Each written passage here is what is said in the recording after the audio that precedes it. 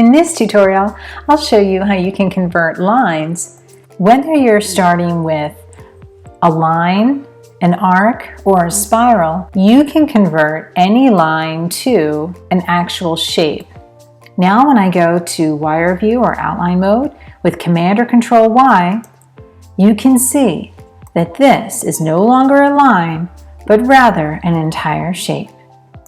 But if you'd like to convert your lines into a shape so that you can use that shape to create other shapes with the Pathfinder tool, this is how you can begin. But first, how would you like a free cheat sheet?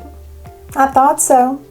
Head over to graphicsgrrrl.com to get your free Illustrator cheat sheet that will show you all the shortcuts in the program. Just click the link below. Hello, creative! It's your graphics girl of graphicsgrrrl.com.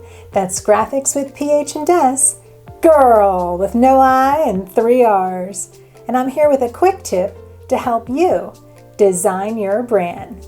Quick tip! If you press and hold down the line segment tool, you can see that you can create lines, arcs, or spirals. So you would just choose that tool, and then making sure that you have a stroke and not a fill, you would click down and drag out. When you hold the arc, you click down and drag out. If you add in your Shift key, it will constrain that to a 45-degree angle. And same thing for basic lines. If you were to click holding the Shift key, it would make it perfectly horizontal, perfectly straight, or clicking down and going to the diagonal, holding in the Shift key, makes it perfectly 45-degree angles. So I'll go ahead and just start with a basic line here. Zooming in with my zoom tool, you can see that this line has a flat edge.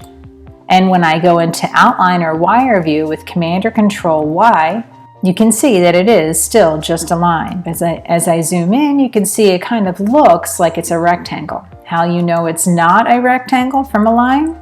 If I were to make an actual rectangle, clicking down and dragging out, why they look almost identical, but when you look in wire or outline view, you can see one is a line. So going back and forth between outline and preview with Command or Control Y is helpful to know whether you are dealing with a line or an actual shape. But if you'd like to convert your lines into a shape so that you can use that shape to create other shapes with the Pathfinder tool, this is how you can begin. So let's start with this basic line. If I were to come to my stroke panel, by coming to Window, Stroke, you can see that you can not only change the weight of a line, but you can change how the end of the line appears. Here, I'll cap it with a rounded edge. We were here, and now it looks like that. So if I like this half moon arc shape that I've created here, and I wanted to use this as a shape to help me create other shapes, why I could convert this line into a shape so that I could take advantage of this curvature. So here's how you do it. Selecting that line that you've capped with a curve. So selecting that line by clicking into the white area and rolling over the line, you can come to the Object menu, then Path, Outline Stroke. This will outline your stroke to make it a shape. Now when I go to wire view or outline mode with Command or Control Y, you can see that this is no longer a line, but rather an entire shape. So once again, the process was to create a line. If I make a very short line here with a fairly thick weight on it, 15, I could change that cap to be rounded. Now, when I'm in wire view or outline mode with Command or Control Y, you can see that that is in fact a line.